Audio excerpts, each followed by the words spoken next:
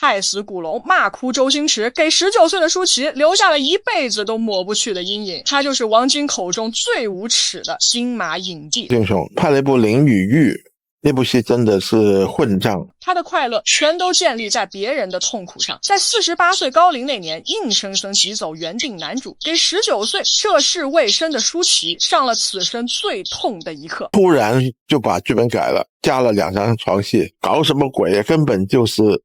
开油。在那个恶势力横行的年代，他是片场说一不二的土皇帝。成龙、洪金宝见他毕恭毕敬，刘德华、梁家辉收到他夹着子弹的剧本，戏里他演尽忠义英雄，戏外却风流成性，气死发妻。70岁肺癌去世时，2个女儿却无一人愿为他送终。他就是实力与争议并存的港圈草莽柯俊雄。提起柯俊雄，唯一绕不开的一个人就是舒淇，是他用一场精心策划的剥削，亲手毁掉了这个19岁少女的青春和尊严。上世纪90年代末，舒淇因家境贫寒被迫辍学，为了贴补家用给弟弟挣学费，他便咬着牙拍了套大胆写真。这一拍可不得了，竟然把柯俊雄给勾了过来。彼时的柯俊雄已经48岁，既是影坛响当当的影帝大佬，又是竹联帮大哥王宇的拜把子兄弟，横行影坛30年，几乎无人敢惹，就连成龙、洪金宝等人都被迫零片酬出演他的火烧岛。远在越南拍戏的梁家辉也没能幸免，连夜就被他派人强行打包带走。所以当舒淇收到柯俊雄的邀约时，他只能硬着头皮签下10万6部戏的合约，而他拍的第一部戏便是柯俊雄专门为他打造的《林与玉》。柯俊雄原本只是作为男主父亲客串出演，可谁成想作为资方家老板的他，竟然在电影开拍后强行挤走原定男主，增加了大量亲密戏份后自己吃我上阵。此时就算舒淇想跑也来不及了，500万的天价违约金，他就是砸锅卖铁也赔不起。电影拍完后，舒淇一度陷入抑郁，不敢出门见人。好在老天可怜他的遭遇，恰逢当时王晶筹拍《玉女心经》，在杂志上看到舒淇后，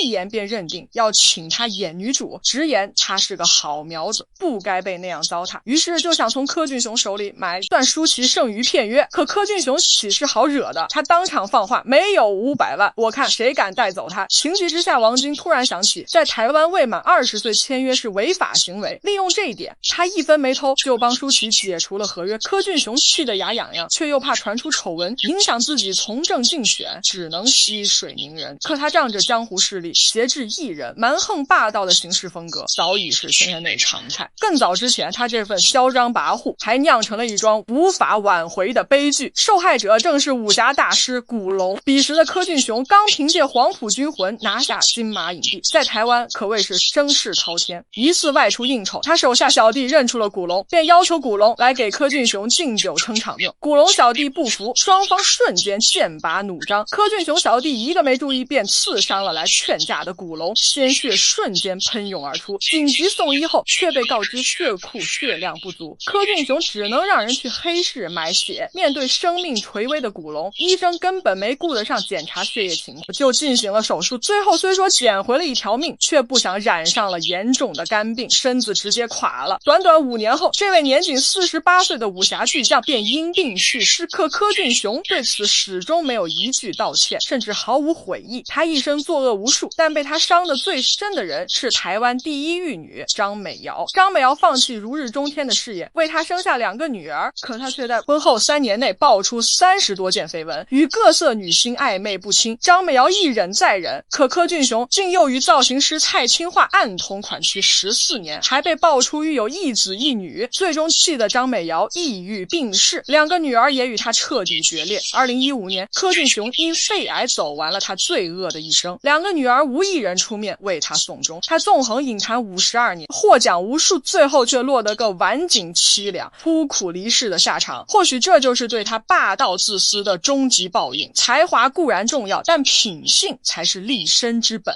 无论手握多大权力，身处何等高位，拥有多少财富和名气，都要守住做人的底线，不然再好的一手牌也会被自己打得稀烂，再风光的人生最终也会沦为一场笑话。